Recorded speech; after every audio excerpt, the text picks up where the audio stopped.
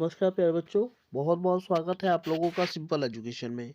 मैं राजेंद्र कुमार एक बार फिर से आप लोगों के सामने हाजिर हूँ। कक्षा 9 की 7 जनवरी की सामाजिक विज्ञान की वर्कशीट नंबर 61 लेकर। आज की इस वर्कशीट में भूगोल की पाठ्यपुस्तक के चौथे अध्याय जलवायु के बारे में बातचीत की गई है और इससे पहले वाली कुछ वीडियो में हमने इसी अध्याय का अध्ययन किया है। आज की इस वर्कशीट में हमें मानसून के बारे में बताया गया है कि भारत में मानसून का आगमन किस प्रकार होता है और किस प्रकार मानसून वापस लौटता है।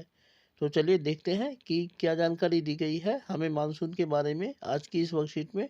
और उसके बाद जो सवाल इस वर्कशीट में दिए गए हैं एक एक करके हम उन सवालों के जवाबों को जानेंगे।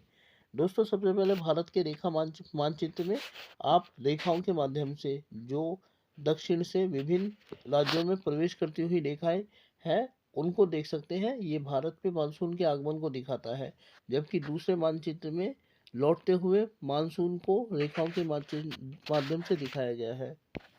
मानसून की अवधि जून के प्रारंभ से मध्य सितंबर तक 100 से 120 दिन का होता है। सामान्य बारिश अचानक बढ़ जाती है और कई दिनों तक लगातार जारी रहती है। इसे मानसून का फटना कहते हैं और इसे मानसून पूर्व बौछारों से अलग किया जा सकता है। मानसून आमतौर पर जून के पहले सप्ताह तक भारतीय प्रायद्वीप के दक्षिणी छोर में से प्रवेश करता है। बाद में यह अरब सागर शाखा और बंगाल की खाड़ी शाखा में बढ़ जाता है। अरब सागर की शाखा लगभग 10 जून को लगभग 10 दिनों बाद मुंबई पहुंचती है। बंगाल की खाड़ी की शाखा भी तेजी से आगे बढ़ती है और जून के पहले सप्ताह में असम पहुंचती है। ऊंचे पर्वतों के कारण मानसूनी हवाएं गंगा के मैदानों के ऊपर पश्चिम की ओर मुड़ जाती है। जून के मध्य तक अरब सागर की शाखा सौराष्ट्र कच्छ और देश के मध्य भाग में पहुंच जाती है।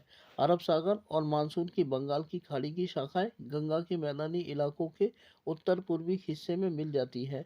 दिल्ली में आमतौर पर जून के अंत तक बंगाल की खाड़ी शाखा से वर्षा होती है। जुलाई के मध्य तक मानसून हिमाचल प्रदेश और देश के बाकी हिस्सों में पहुंच जाता है।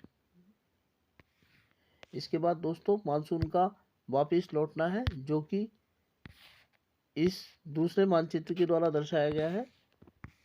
यह एक अपेक्षाकृत क्रमिक प्रक्रिया है। यह सितंबर के से शुरू होकर भारत के पश्चिमोत्तर राज्यों में शुरू होती है। मध्य अक्टूबर तक यह प्रायद्वीप के उत्तरी भागों में पूरी तरह से पीछे हट जाता है। प्रायद्वीप के दक्षिणी आधे हिस्से से वापसी काफ़ी तेजी से होती है। दिसंबर की शुरुआत तक देश के बाकी हिस्सों से मानसून वापस चला जाता है। मानसून की वापसी उत्तर से दक्षिण की ओर दिसंबर के पहले सप्ताह से जनवरी के पहले सप्ताह तक हो जाती है। तो प्यारे बच्चों, ये सामाजिक विज्ञान की वर्कशीट नंबर 61 थी, जिसमें हमने मानसून के आगमन और मानसून की वापसी का अध्ययन किया। अब इस वर्कशीट में जो सवाल दिए गए हैं एक एक करके हम उन सवालों के जवाबों को जानेंगे। पहला सवाल है कि भारत के मानसून की विशेषताओं का वर्णन कीजिए और इसके जवाब को हम इस तरीके से लिख सकते हैं कि भारतीय मानसून भारत में वर्षा ऋतु को आरंभ करता है। यह मानसून जून के मध्य भाग में अरब सागर से दक्षिणी राज्यों में प्रवेश करता है और अलग अलग अवधियों में देश के अलग अलग भागों में प्रवेश करता है और वर्षा करता है। इस मानसून की विशेषता यह है कि यह प्रवेश करते हुए तथा वापस लौटते समय भी बारिश करता है। दूसरा सवाल है कि मानसून का फटना किसे कहा जाता है और इसके जवाब को हम इस तरीके से लिख सकते हैं कि मानसून के दिनों में जब लगातार कई दिनों तक वर्षा होती है तो इसे मानसून का फटना कहा जाता है।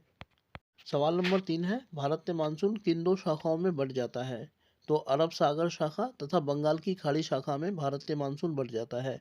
अंतिम सवाल है कि किस महीने में मानसून की वापसी शुरू होती है। तो सितंबर के महीने से भारत में मानसून की जो वापसी है वो शुरू हो जाती है। तो प्यारे बच्चों, ये थी आप लोगों की 7 जनवरी की सामाजिक विज्ञान की वर्कशीट नंबर 61।